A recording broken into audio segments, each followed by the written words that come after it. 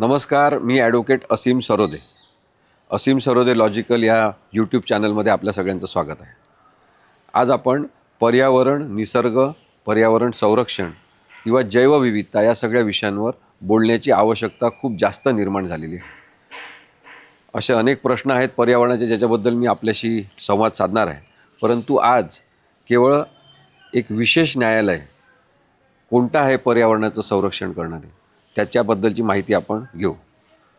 National green tribunal म्हणजे राष्ट्रीय हरित न्यायाधिकरण हे न्यायालय 2010 साली अस्तित्वात आलं. अनेक वर्षांपासून मागणी करण्यात येत होती की पर्यावरणाचं संरक्षण करणारं विशेष न्यायालय भारतामध्ये असलं पाहिजे. परंतु ती मागणी पूर्ण होता होता 2010 साली कायदा अस्तित्वात आला, नॅशनल ग्रीन ट्रिब्युनल ॲक्ट, आणि त्यानंतर राष्ट्रीय हरित न्यायाधिकरणाचं कामकाज सुरू झालं. सुरुवातीलाच मला हे सांगायला पाहिजे की हे न्यायालय आहे, कोर्ट आहे. हे कोणतेही ट्रिब्युनल जरी नाव असलं तरी हा लवाद नाही. त्यामुळे पत्रकारांना माझी विनंती आहे, माझी सूचना आहे की त्यांनी राष्ट्रीय हरित न्यायाधिकरणामधील केसेसचं वृत्तांकन करताना राष्ट्रीय हरित लवाद असं न म्हणता राष्ट्रीय हरित न्यायाधिकरण असं म्हटलं पाहिजे किंवा राष्ट्रीय हरित न्यायालय असं म्हटलं पाहिजे. योग्य प्रकारे बातम्यांचं वृत्तांकन करताना त्या विशिष्ट कोर्टाची आयडेंटिटी निर्माण होणं हे सुद्धा अत्यंत आवश्यक आहे. लवादामध्ये वेगळ्या प्रकारचं काम चालते, न्यायालयामध्ये वेगळ्या प्रकारचं काम चालते, जिथे न्याय निर्णय होत असतो एक प्रक्रिया झाल्यानंतर. त्यामुळे तो लवाद नाही, ते न्यायालय आहे हे सगळ्यांनी लक्षात ठेवलं पाहिजे. राष्ट्रीय हरित न्यायाधिकरण अस्तित्वात आलं आणि त्याच्यानंतर एक पर्यावरणाला जलद गतीने न्याय मिळेल अशा प्रकारची व्यवस्था निर्माण झाली. व्यवस्था नसणं एखाद्या विषयासाठी आणि त्यामुळे अन्याय होत राहणं हे जास्त भयानक आहे. पर्यावरण बोलत नाही, पर्यावरण आपल्याला काही सांगत नाही, मुके प्राणीसुद्धा आपल्याला काही सांगत नाही. परंतु त्या सगळ्यांवर होणारा अत्याचार, अन्याय आपण समजून घेतला पाहिजे, कारण ही माणसांची, मानवी जीवनाची गरज आहे की आपण पर्यावरण जपलं पाहिजे. पर्यावरण जपण्यामुळे आपण पर्यावरणावर उपकार करत नाही, आपण स्वतःवर उपकार करतो हे सर्वप्रथम समजून घेतलं पाहिजे. आणि त्यामुळे जलद गतीने न्याय मिळणं पर्यावरणाच्या संदर्भातला, प्रदूषणाच्या विषयावर काहीतरी तोडगा निघणं, प्रदूषण कमी होणं, या सगळ्याच गोष्टी आवश्यक आहेत मानवी जीवनासाठी. याची दखल या कायद्याने घेतली आणि सातत्याने प्रदूषण,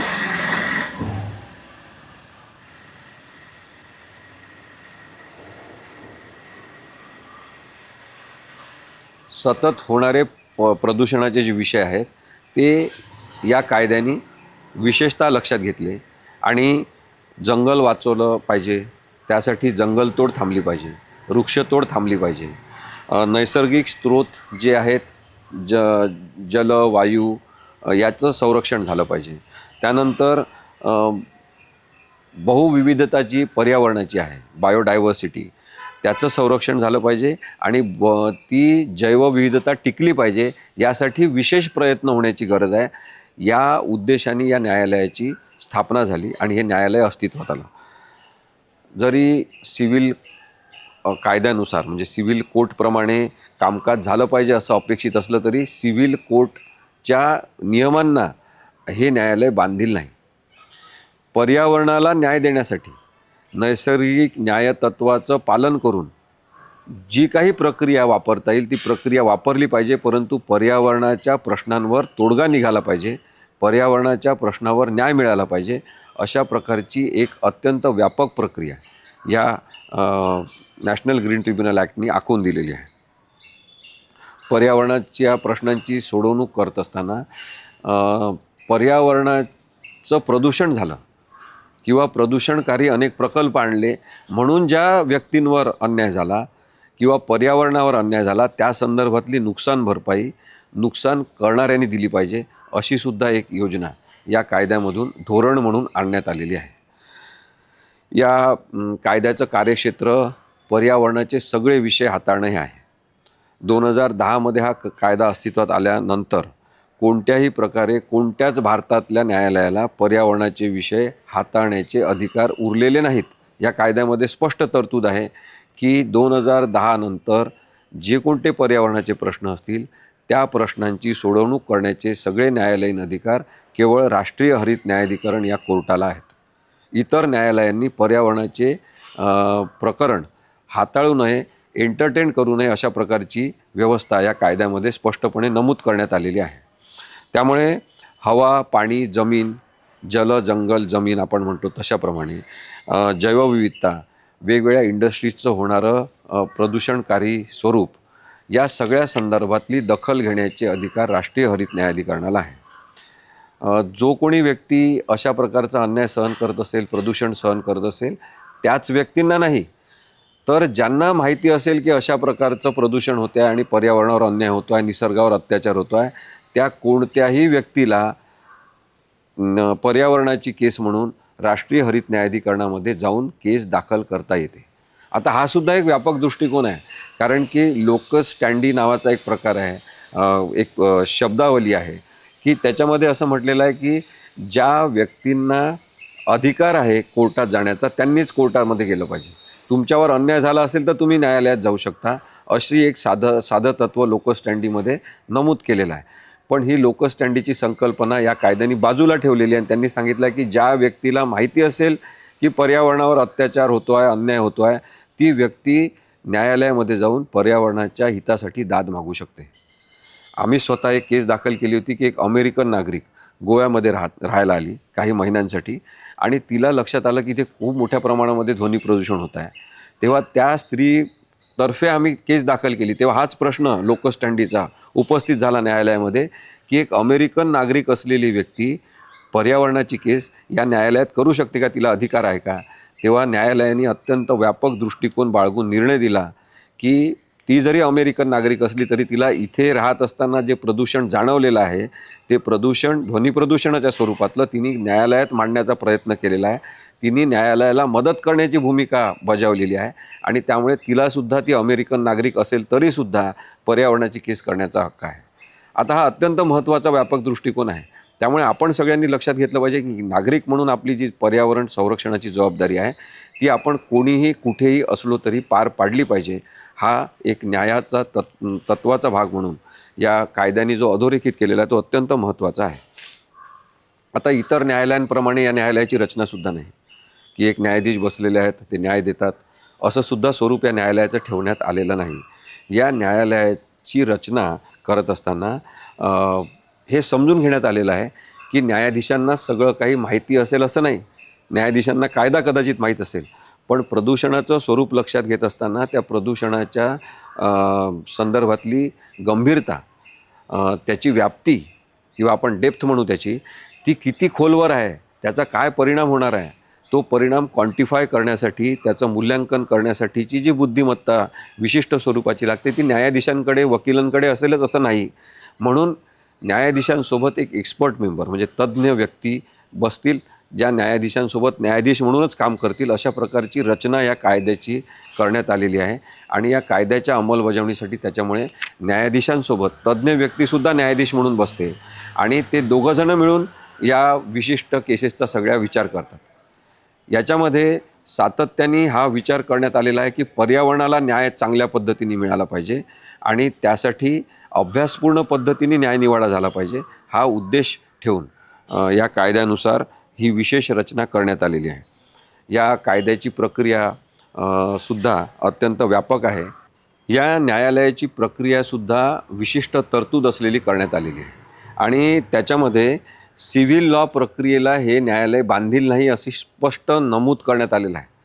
त्यामुळे काय झालेलं आहे की बरेचदा प्रक्रियावाद जो आणण्यात येतो त्याला आपण म्हणू प्रोसिजरल आस्पेक्ट, तो खूप प्रक्रियावाद न आणता मोकळेपणाने आपण पर्यावरणाच्या हिताचा दृष्टिकोन अत्यंत स्पष्टपणे ठेवला पाहिजे आणि न्याय दिला पाहिजे अशी या कायद्याची अपेक्षा आहे.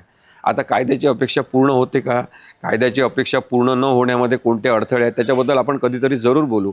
परंतु कायदा इतका व्यापक केलेला आहे की सिव्हिल प्रक्रियांना तुम्ही बांधील नाही तर न्यायाधीशांना स्वतःची प्रक्रिया वेळोवेळी ठरवण्याचा हक्क या कायद्याने दिलेला आहे.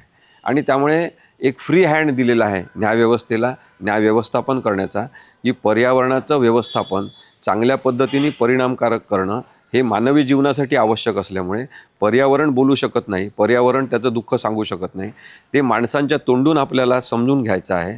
तर त्या न्यायालयामध्ये कोणी कोणाच्या विरुद्ध नाही.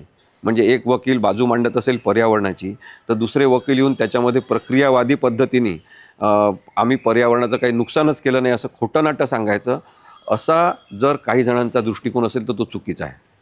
तशी वकिली इथे चालत नाही, तशी वकिली करायला नको, ती कायद्याला बाधक आहे. आपल्याला हे समजून घ्यायला पाहिजे की कोणी कोणाच्या विरुद्ध नाही, आपण सगळेजण मिळून पर्यावरणाची बाजू मांडून ऐकून घेण्याचा आणि समजून घेण्याचा प्रयत्न करणं हे या कायद्याला अपेक्षित आहे. एवढी व्यापकता असणारा हा कायदा अत्यंत महत्त्वाचा नैसर्गिक न्यायतत्व प्रस्थापित करणारा आहे आणि त्यामुळेच मग हे सुद्धा त्याच्यात नमूद करण्यात आलेलं आहे, स्पष्टपणे लेखी नमूद करण्यात आलेलं आहे की पर्यावरणाच्या केसेसमध्ये खूप जास्त काळ प्रक्रिया सुरू राहतील, आर्ग्युमेंट सुरू राहतील, कोणीतरी काहीतरी माहिती देत राहतील, कधीतरी कोणत्या समित्या नेमून त्याचे अहवाल येत राहतील, म्हणून आपण विलंब लावायचा हे अपेक्षित नाही. कायद्याने स्पष्टपणे तरतूद केलेली आहे की पर्यावरणाच्या प्रश्नाबद्दल जेव्हा राष्ट्रीय हरित न्यायाधिकरणासमोर एखादं प्रकरण येईल तेव्हा जास्तीत जास्त 6 महिन्यात त्याच्यावरचा निकाल लागला पाहिजे. याचं कारण हे आहे की एकदा पर्यावरणाचं नुकसान झालं की ती इररिपेरेबल डॅमेज आहे, ते भरून न येणारं नुकसान आहे आणि ते नुकसान तशा पद्धतीने भरून न येणारं नुकसान होऊ नये म्हणून वेळीच उपाययोजना करण्यासाठी 6 महिन्याच्या आत निकाल दिला पाहिजे. त्या संदर्भात जर पर्यावरणाचं नुकसान होणार असेल तर त्वरित त्या कामाला स्थगिती दिली पाहिजे, हे सुद्धा अपेक्षित आहे. आता स्थगिती देण्यात येते का, ती का देण्यात येत नाही, खरंच तशा पद्धतीची व्यवस्था निर्माण करण्यामध्ये आपण यशस्वी झालो का, याचं मूल्यांकनसुद्धा आपल्याला कधीतरी करावं लागणार आहे, ते सुद्धा मी कधी करीन. पण आज केवळ कायद्याची जी ताकद निर्माण झालेली आहे पर्यावरणाच्या संदर्भातली, ती विशद करण्यासाठी मी आपल्याशी हा संवाद साधतो आहे. मग या न्यायालयाचे सगळे आदेश हे प्रत्येक यंत्रणेवर बंधनकारक आहेत. मॅन्डेटरी आणि बाइंडिंगनेस या कायद्याच्या आदेशांना आहे आणि त्यामुळे न्यायव्यवस्थेमध्ये आमूलाग्र बदल घडवून आणून पर्यावरण रक्षणासाठी माणसांनी घेतलेला महत्त्वाचा पुढाकार म्हणून या पर्यावरण संरक्षण कायद्याकडे आपल्याला बघायला पाहिजे. या कायद्याची रचना करत असताना सुरुवातीला दिल्लीला हे राष्ट्रीय हरित न्यायाधिकरण सुरू झालं, पण मग नंतर लक्षात आलं की वेगवेगळ्या ठिकाणी त्याची व्यवस्था असण्याची गरज आहे आणि आज भारताच्या महत्त्वाच्या 5 ठिकाणी या न्यायालयाचे बेंचेस आहेत. पण प्रिन्सिपल बेंच असं म्हणतात दिल्लीच्या न्यायालयाला, principal bench of national green tribunal, परंतु बाकीचे जे न्यायालय आहेत ते विभागवार आहेत, झोन वाईज आहे. जसं महाराष्ट्रातलं न्यायालय पुण्याला आहे, महाराष्ट्रातलं नाही, वेस्टर्न झोनचं. मग वेस्टर्न झोन म्हणजे काय की त्याच्यामध्ये त्यांनी जे राज्य घेतलेले आहे त्याच्यामध्ये महाराष्ट्र, गोवा, गुजरात हे मोठे राज्य आणि दमण दीव हे एक छोटा केंद्रशासित प्रदेश, अशा पद्धतीने 4 राज्य आपण त्यांना म्हणू. आता त्या 4 राज्यांच्या पर्यावरणासंदर्भातल्या केसेस या national green tribunal waste zone bench Pune इथे चालतात. इथे एक न्यायाधीश जे उच्च न्यायालयातून निवृत्त झालेले बरेचदा असतात आणि एक एक्सपर्ट मेंबर जे तज्ज्ञ असतात, पर्यावरणाच्या प्रश्नावर PhD केलेले असतात, असे 2 जण मिळून या न्यायव्यवस्थापनाचं काम नॅशनल ग्रीन ट्रिब्युनलमध्ये करतात. आता हे मुख्य तत्त्व जे याचं आहे ते शाश्वत विकास झाला पाहिजे. शाश्वत विकास म्हणजे आपण त्याला म्हणू सस्टेनेबल डेव्हलपमेंट. मग आता सस्टेनेबल डेव्हलपमेंटला सपोर्ट करणारं हे न्यायालय आहे. बरेचदा काय होते की पर्यावरणाचे कोणतेही प्रश्न मांडले की लोक विकासविरोधी ते आहेत अशा पद्धतीची भूमिका तयार करतात, तसं पसरवतात. पण कोणतंच न्यायालय, कोणताच कायदा हा विकासविरोधी नाही.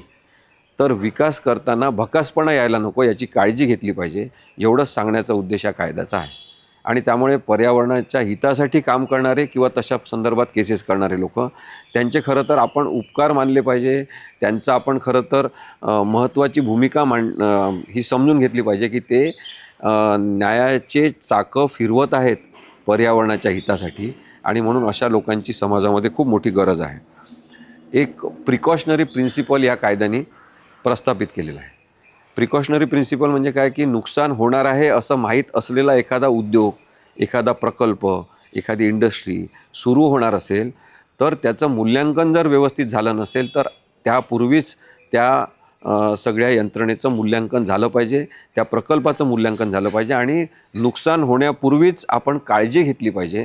तर काळजीचं तत्त्व म्हणून प्रिकॉशनरी प्रिन्सिपल हे महत्त्वाचं न्यायतत्त्व अस्तित्वात आणण्यात आलं आहे की नुकसान होण्यापूर्वीच तो प्रकल्प थांबवून त्याची शहानिशा करून विश्लेषण करून नंतर विशिष्ट अटी शर्तींच्या आधारे ते उद्योग सुरू झाले पाहिजे अशी रचना या कायद्याने मान्य केलेली आहे आणि तोसुद्धा अत्यंत महत्त्वाचा विषय आहे. त्यानंतरचं एक न्यायतत्त्व जे जगात सगळीकडे प्रस्थापित झालेलं आहे, सर्वोच्च न्यायालयातल्या निर्णयातून सुद्धा ते भारतामध्ये प्रस्थापित झालं, ते म्हणजे पोल्युटर्स पे प्रिन्सिपल. आता हे पोल्युटर्स पे प्रिन्सिपल काय आहे की जो प्रदूषण करत असेल, पोल्युशन करत असेल, त्या माणसानी नुकसान भरपाई दिली पाहिजे. आणि ते तत्त्व अत्यंत महत्त्वाचं आहे जाणीव करून देण्यासाठी की तुम्ही नुकसान केलेलं आहे पर्यावरणाचं आणि ते डॅमेज भरून काढण्याची जबाबदारीसुद्धा तुमचीच आहे. यासोबत जे याचिकाकर्ते आहेत, पर्यावरणाची याचिका करतात, पर्यावरण हितासाठी केसेस करतात, त्या लोकांनासुद्धा त्या केसेसचा खर्च मिळाला पाहिजे अशी खरं तर योजना आहे. परंतु काही न्यायाधीश आले ज्यांनी अशा प्रकारे समजून घेतलं की हा माणूस पर्यावरण हितासाठी न्यायाची चाकं फिरवत असल्यामुळे आपण याला खर्चाची तरतूद म्हणून पिटिशनचा खर्च दिला पाहिजे. पण अनेक न्यायाधीश असे येतात की त्यांना लक्षातच येत नाही की समाजासाठी उपकारक काम करणाऱ्या लोकांना आपण पिटिशनचा खर्च दिला पाहिजे. स्वतःच्या खिशातून तर पैसा द्यायचा नाही आहे, जे नुकसान ज्यांनी केलेलं आहे त्यांना ते सांगायचं आहे की तुम्ही यांना पिटिशनचा खर्च द्या. ते सांगण्यासाठी आपण का मागे पुढे पाहतो हे मला माहिती नाही.